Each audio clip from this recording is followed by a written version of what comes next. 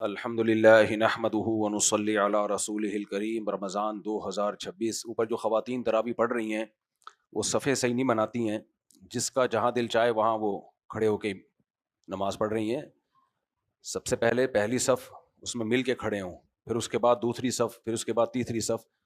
جیسے مردوں کی صفوں میں مرد مل کے کھڑے ہوتے ہیں اور بیچ میں گیپ نہیں ہوتا، تو خواتین کے صفوں میں بھی یہی ضروری ہے۔ ایک بات، دوسری بات، یہ جو چائے تقسیم کر رہے ہیں، کیا نام ہے ان کا، وائٹل والے، ان سے گزارش ہے کہ خواتین میں بھی چائے دیں، یا تو کسی کو بھی نہ دیں، نہ آدمیوں کو نہ خواتین کو دیں، تو پھر دونوں کو دیں۔ تو یہ غلط بات ہے، آدمیوں میں بٹ رہی ہو اوپر نہ جا رہی ہو، تو یا تو دونوں کو دیں یا دونوں کو نہ دیں۔ باقی ان کا شکریہ، یہ فری پھوکٹ میں اتنی اچھی چائے بانٹ رہے ہیں، یہ اس کا مطلب یہ نہیں کہ ان کے ہم قدردان نہیں ہیں۔ الحمد للہ نحمدہ ونصلی علی رسولہ الکریم۔ آج ہم نے 20واں پارہ پڑھا ہے۔ 20واں پارہ شروع ہی ایسے بہترین انداز سے ہوتا ہے، اللہ نے توحید بیان کی ہے۔ من خلق السماوات والارض، بھلا جس نے آسمانوں اور زمین کو بنایا، وانزل لکم من السماء ماء، بھلا جس نے آسمان سے پانی برسایا، فانبتنا به حدائق ذات بہجہ، پھر ہم نے اس سے خوبصورت گھنے باغات پیدا کر دیے۔ ما کان لکم ان تنبتوا الشجرہ، تمہارے اندر یہ طاقت تھوڑی ہے کہ تم ان درختوں کو بنا لو۔ الہ مع اللہ، اس کے ساتھ کوئی معبود ہو سکتا ہے؟ کوئی ہے جو یہ سب کچھ کر رہا ہے اس کے علاوہ؟ بل ہم قوم یعدلون، لیکن یہ لوگ پھر بھی اللہ کے ساتھ شریک ٹھہراتے ہیں۔ امن جعل الارض قرارا، بھلا وہ ذات جس نے زمین کو تمہارے لیے قرار گاہ بنایا۔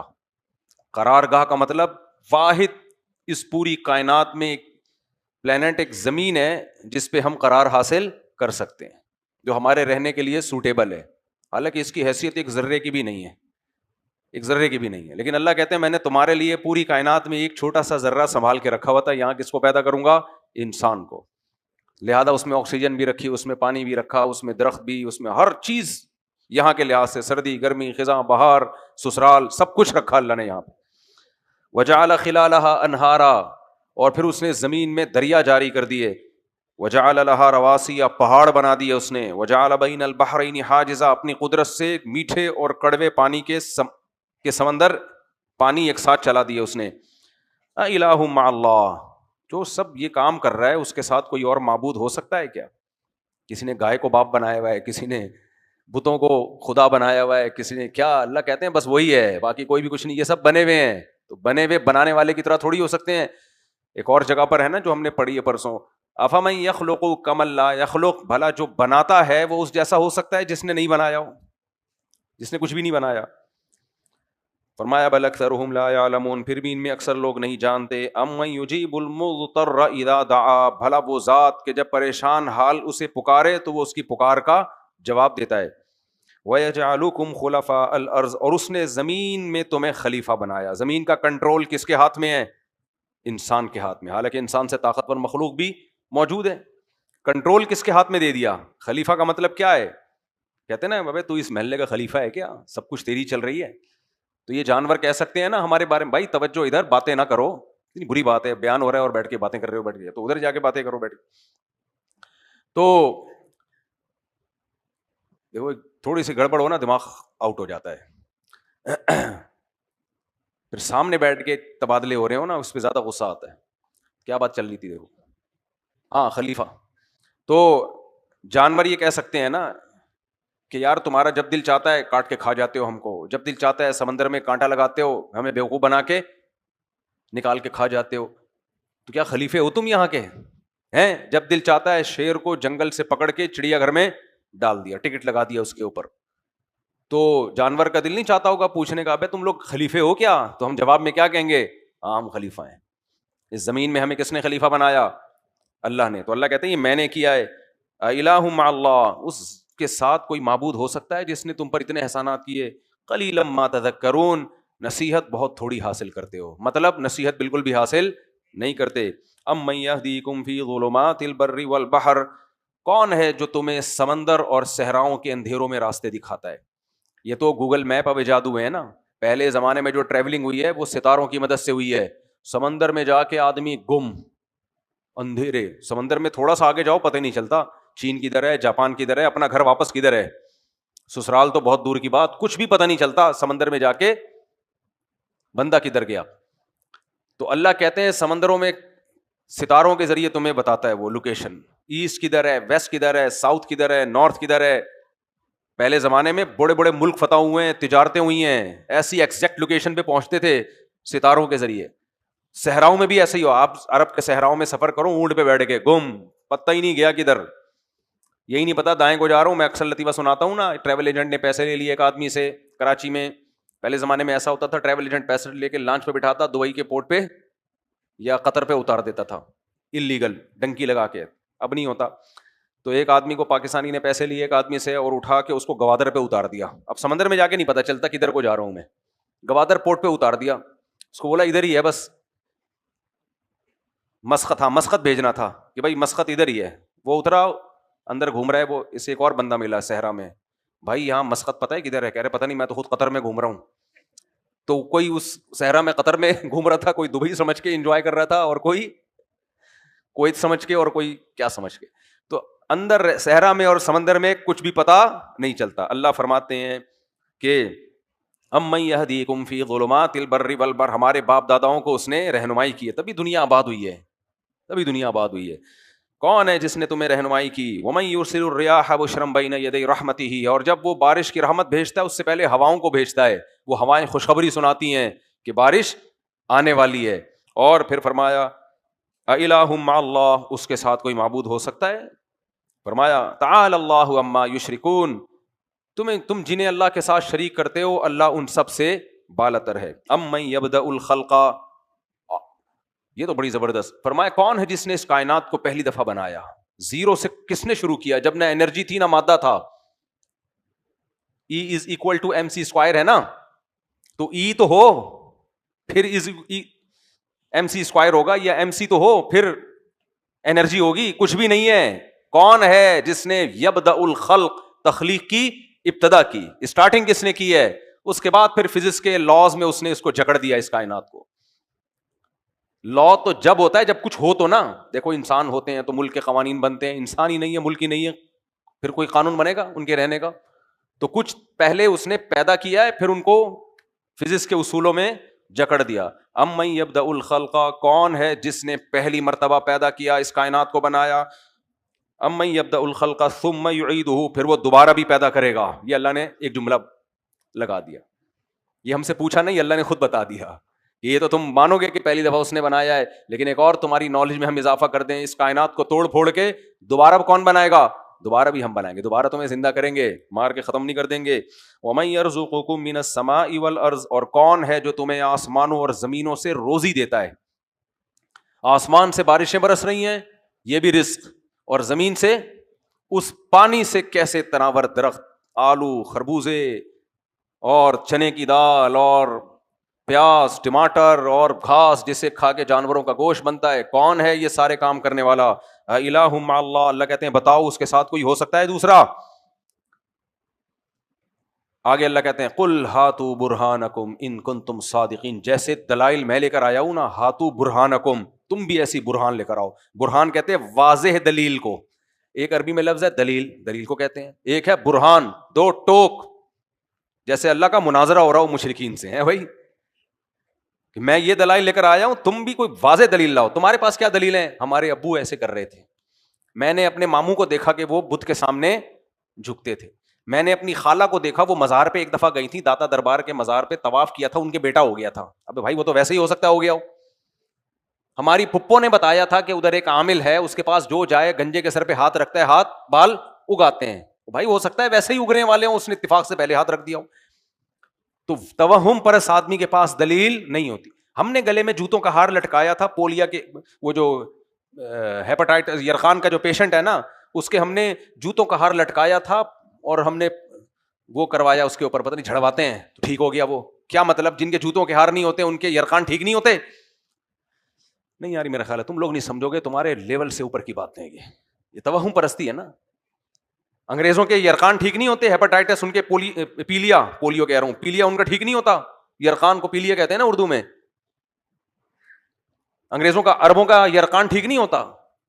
نہیں جی وہ جوتوں کا ہار اور پیلا رنگ نکل رہا ہے اور الو بنا کے جا رہا ہے وہ جھاڑ جھاڑ کے، تمہاری قسمت میں الو بننا ہے، بنتے رہو بیٹھ کے. تو اللہ کہتا ہے ہاتھو برہانکم، بیکار کی باتیں مت کرو، واضح دلیل لے کر آؤ، جیسے میں دلائل لے کر آیا ہوں، جیسے اللہ دلائل لے کر آئے ایسے دلائل لے کر آؤ. فرمایا قل لا يعلم من في السماوات والارض الغيب الا الله وما يشعرون ايان يبعثون بل ادارك علمهم في الاخره. اللہ کہتے ہیں دلیل نہیں لائیں گے لیکن پھر بھی اسی شرک پہ غلط بات پہ ڈٹے رہیں گے. کیوں؟ اس کی وجہ اللہ بیان کر رہے ہیں. بل ادارك علمهم في الاخره، آخرت کے بارے میں ان کو علم نہیں ہے بیچاروں کو. یعنی اللہ نے بھی 3 اسٹیپ میں ان کی جہالت بیان کی ہے. یہ بڑی بلاغت ہے قرآن کی. اللہ کہتے ہیں بل ادارک علمہم فی الاخرہ، اصل بات ہے آخرت میں کا علم ہی نہیں ہے بیچاروں کے پاس. یعنی گویا میں بیچارہ اپنی طرف سے بڑھا رہا ہوں، یعنی گویا کہ علم ہی نہیں ہے. جب پتہ ہی نہیں ہوتا کہ آخرت ہوگی یا نہیں ہوگی تو پھر جواب دہی کا احساس ہی نہیں ہوتا. جب احساس نہیں ہوتا تو پھر اوٹ پٹانگ باتیں آدمی کرتا رہتا ہے. کیا خیال ہے بھائی، ادھر توجہ ہے یا نہیں ہے؟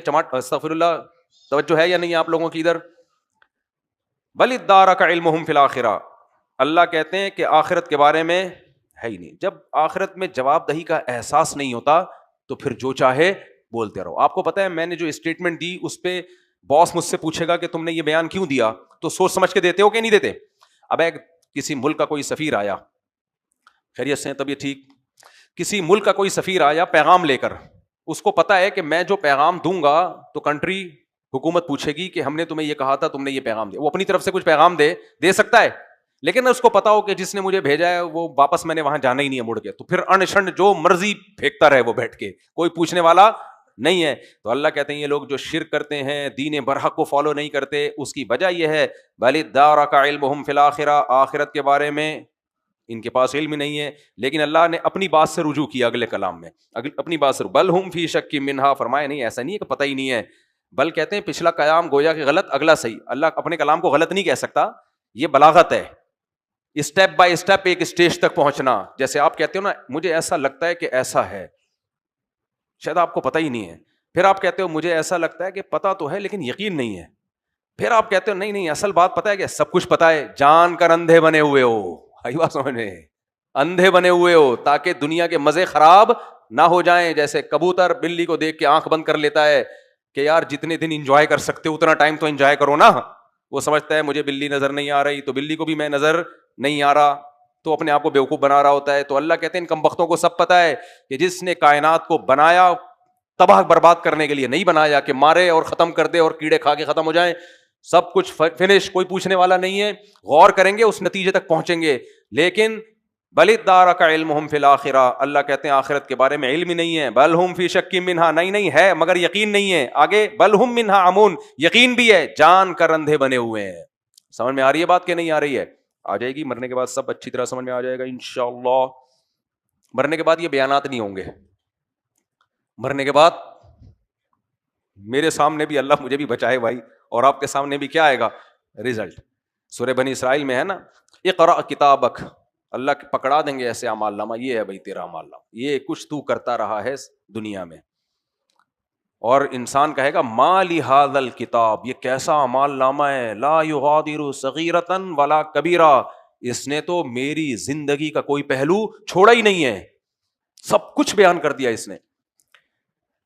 پھر اللہ فرماتے ہیں وقال الذین کفروا اذا كنا ترابا وآباؤنا، اللہ کہتے ہیں یہ آخرت کا انکار کیسے کرتے ہیں.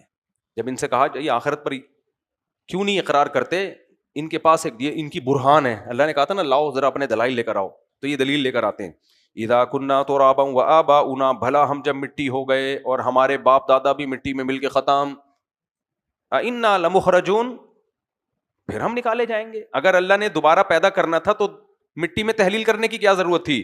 لقد وعدنا هذا نحن وآباؤنا من قبل، ارے بھائی اس کا تو ہم سے بھی اور ہمارے باپ داداؤں سے بھی وعدہ کیا جاتا رہا ہے. ہمارے ابا دادا بھی کہا کرتے تھے کہ فلاں پیغمبر نے آ کے بتایا تو ہم مر کے دوبارہ زندہ ہوں گے. ابا کی رپورٹ یہ ہے کہ اب تک زندہ نہیں ہوئے. دادا نے بھی ہمیں بتایا تھا کہ ایک پیغمبر آئے تھے، انہوں نے کہا تھا کہ ہم مر کے زندہ ہوں گے، لیکن دادا بھی اب تک زندہ بولو نہیں. پر دادا سے بھی نقل ہوتا آ رہا ہے کہ بھائی کچھ پیغمبروں نے بتایا ہے کہ موت کے بعد زندگی، لیکن پردادا بھی اب تک کی رپورٹ کے مطابق قبر میں ہے. تو اس کا مطلب کوئی بھی زندہ نہیں ہوا اب تک، اس کا مطلب دوبارہ زندگی نہیں ہے. ان ھذا الا اساطیر الاولین، پرانے لوگوں کی کہانیاں ہیں. کہتے ہیں کہانیاں سنا رہے ہیں، کہانیاں سنا رہے ہیں. یہ کہانیاں ہیں پرانے لوگوں کی، اس کا حقیقت سے کوئی تعلق نہیں ہے. ان باتوں کے جواب تو اللہ قرآن میں کئی بار دے چکا ہے کہ جس نے پہلی دفعہ اس پوری کائنات کو بنا دیا. تمہیں یہ عقل سے بعید کیوں لگ رہا ہے کہ مٹی ہو گیا؟ تو مٹی ہو گیا کیا دلیل ہے بھائی؟ جب کچھ بھی نہیں تھے بنا سکتا ہے تو مٹی کر کے دوبارہ کیوں نہیں بنا سکتا وہ؟ اس میں کون سے اچھمبے کی بات ہے؟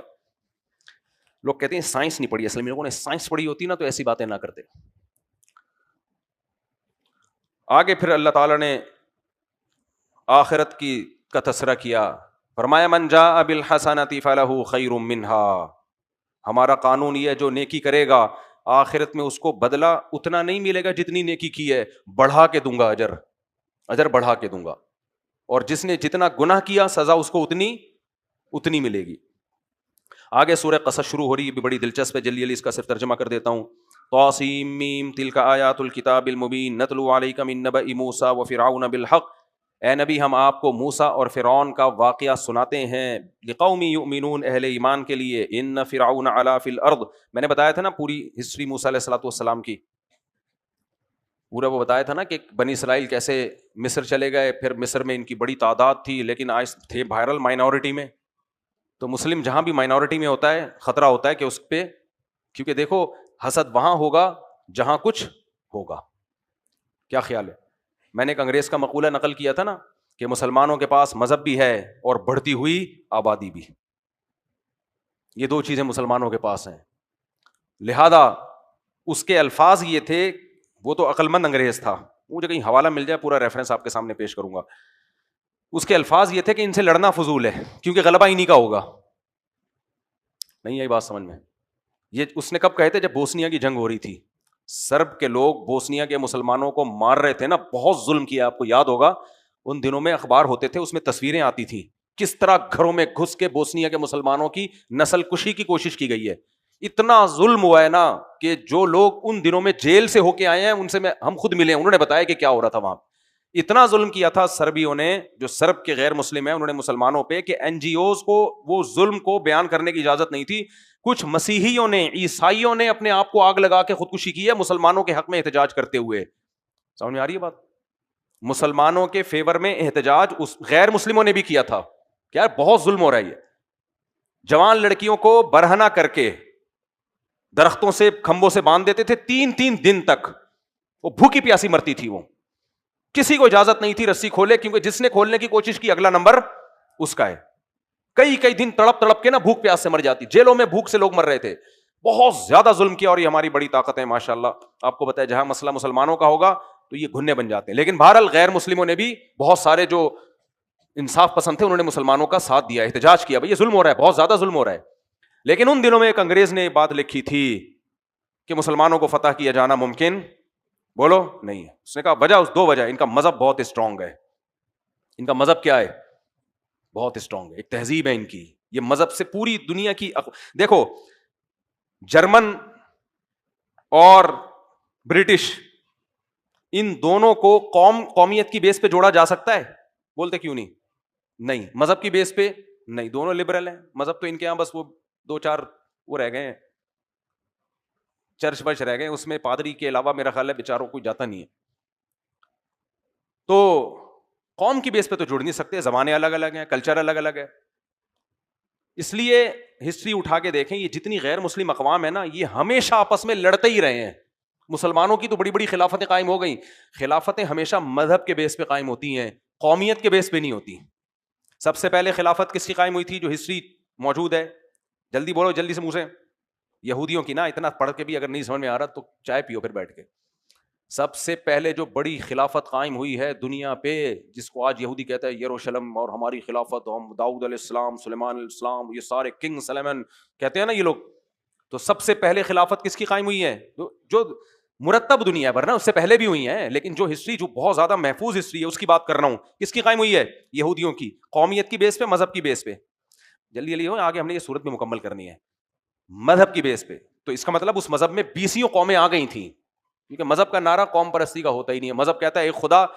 دیکھو یہ اللہ تعالیٰ جو ہم سے خطاب کر رہے ہیں کہ جس نے زمین کو بنایا، جس نے تمہارے لیے پانی بنایا، جس نے تمہارے لیے آسمان سے پانی برسایا، درخت بنایا، تو یہ صرف پنجابیوں کے لیے بنایا یا پٹھانوں کے لیے بھی بنایا؟ یہ منہ سے بولتے رہو گے نا تو میں آگے چلتا رہوں گا اسپیڈ کے ساتھ. یہ اللہ نے مہاجروں کے لیے پیدا کیا، یہ انگریزوں کے لیے، یہ سب نعمتیں ہیں. تو جو بھی ان نعمتوں کو پڑھے گا، چاہے پنجابی ہو، پٹھان ہو، سرائکی ہو، پشتو ہو، بلوچی ہو، برٹش ہو، جرمن ہو، فرانسیسی ہو، چائنیز ہو، بولے گا بھائی یہ تو سارے کام کون کر رہا ہے؟ اللہ کر رہا ہے. تو کس پہ ایمان لائے گا؟ اللہ پہ ایمان لائے گا. مسجدوں میں کوئی ہے کہ پہلی صف میں پٹھان کھڑے ہو، دوسری میں پنجابی، تیسری میں نہ. کس کا گھر ہے بھائی یہ؟ جلدی جلدی اسپیڈ بڑھا دو. اللہ کا گھر ہے. تو مذہب کے پاس یہ طاقت ہے کہ وہ قومیت کی نفی. میں بار بار حدیث پیش کرتا ہوں، سلمان فارسی کو ایران لڑنے کے لیے بھیجا. فارس کمانڈر سلمان فارسی کو بنایا ہوا تھا صحابہ نے، جو پرشین تھے. تو سلمان فارسی نے، جو فارسی تھے نا اس وقت، ان کو دین کی دعوت دی جہاد سے پہلے، لڑائی سے پہلے. یا اہل فارس انا رجل منکم، اے فارسیو میں پرشین ہوں، میں تمہاری قوم کا ہوں. ترون العرب یطیعوننی، لیکن تم دیکھ رہے ہو آج میری تلوار کے سائے کے نیچے کون ہے؟ عرب میری اطاعت کر رہے ہیں. عرب تو کسی کو بڑا نہیں مانتے. میں فارسی بولنے والا، لیکن مجھے کمانڈر بنایا ہوا ہے جنگ کا. نہیں یاری میرا خیال ہے بات. تو یہ شروع میں ہی ہو. بلال حبشی کو کتنی عزت ملی، حبشہ کے تھے، رنگ بھی سیاہ. اور زید ابن حارثہ، منہ بولے بیٹے، جو غلام تھے، اصل میں غلام تھے، ان کو اتنی عزت ملی کہ کمانڈر بنایا جنگ میں ان کو. عرب میں یہ ایسی قوم اب بھی عرب میں نہیں ہے ایسی. آپ جاؤ کسی عرب کنٹری میں، دیکھو کوئی عہدہ آپ کو دیتے ہیں کہ نہیں دیتے؟ کچھ بھی نہیں دیتے. بولتے ہیں عجمی شلو، کیا کہتے ہیں؟ شلو. تو چین ہی نکلتا ان کے منہ سے. بناتے رہتے ہیں لیکن نکلتا نہیں ہے ان کے منہ سے یہ لفظ. اچھا خیر. تو خلافت عثمانیہ جو قائم ہوئی، تو یہ مذہب کی بیس پہ لڑائیاں ہوئی نا. کیا خیال ہے؟ وہ تو ترکی تھے، وہ تو کہہ سکتے تھے ہمارا یہ تو عربوں کا مذہب ہے. نا بھائی، عرب کئی سو سال، 500-600 سال مکہ اور مدینہ پہ حکومت کس کی رہی؟ ترکوں کی. انہوں نے حفاظت کی مکہ مدینہ کی. آج بھی ویسے تو پاکستان حفاظت کر رہا ہے. نہیں آئے گی سمجھ تمہارے، بہت اونچی باتیں ہیں یہ، بہت اوپر کی بات ہے. مکہ مدینہ کی حفاظت پاکستان آرمی کر رہی ہے. سمجھ میں آ رہی ہے بات؟ یہ آپ کو بہت غصہ آئے گا یہ سن کے، لیکن ماننا پڑے گا. یہ بہت سے لوگوں کو بہت زیادہ تکلیف ہوتی ہے جب ملک کی تعریف کی یا ملک کی کوئی فیور کی بات کی جائے نا، تو ان کے پیڑ میں مروڑ اٹھنا چاہیے. کیا آ گیا پاکستان اتنا اچھا کیوں ہو گیا؟ تو وہ بہت ہوتا ہے. تو اپنے کھوپڑی کو کیا کرو، سیٹ کرو. تھوڑا خوش ہونا سیکھو. اچھی بات سن کے جو خوش ہوتا ہے اس کا مطلب صحیح آدمی چل رہا ہے. اچھی بات سن کے بھی اس کو اگر مروڑ ہونا شروع ہو جائے تو ٹیکنیکل فالٹ ہے. باقی بار بار میں کہتا ہوں بھائی، جرنیلوں سے اختلاف کرتے رہو. جرنیل آتے جاتے رہتے ہیں. ایز اے ادارہ ہم حرمین کی حفاظت ہم لوگ کر رہے ہیں. سمجھ میں آ رہی ہے بات؟ آگے چلتے ہیں ہم. یہ میں نے صورت مکمل کرنی ہے آج جلدی جلدی. تو کیا بات کر رہا تھا میں؟ ہاں، میں بتا رہا تھا کہ قوم پرستی کو ختم کرنے والی جو واحد طاقت ہے وہ کیا ہے؟ مذہب. مذہب سے مراد آسمانی مذاہب، ورنہ تو کچھ مذاہب ایسے ہیں وہ تو اور قوم پرستی میں اونچی قوم، نیچے قوم، گھٹیا قوم، درمیانی قوم، یہ عجیب عجیب سے ان کے نعرے ہیں. تو یہ واحد اسلام ہے. پہلی صف میں آپ دیکھ لو، ہمارے پہلی صف میں جو کھڑے ہوتے ہیں، کوئی ٹماٹر والا بھی ہوگا، اس کے ساتھ کوئی 17واں گریڈ کا آفیسر ہوگا، اس کے ساتھ کوئی سبزی والا ہوگا، اس کے بعد ہو سکتا ہے کوئی ڈاکٹر صاحب آئے ہوئے ہوں. کوئی فرق نہیں ہوتا. تو لیکن اچھا، پہلی خلافت قائم ہوئی یہودیوں کی، وہ کس بیس پہ؟ مذہب. نمبر 2 خلافت قائم ہوئی پھر عیسیٰ ابن مریم علیہ السلام کے آنے کے بعد مسیحیوں کی. وہ کس بیس پہ تھی؟ مذہب. اس میں صرف عیسیٰ علیہ السلام کی قوم کے لوگ نہیں تھے. عیسائی مذہب جو پوری دنیا میں پھیل گیا، تو پوری دنیا میں 20 قومیں تھیں. ان قوموں نے اس مذہب کو دل سے اختیار کیا. کیوں؟ مذہب کے پیچھے موٹیویشن اللہ کی طرف دعوت، اور اللہ سب کا رب ہے کہ نہیں ہے.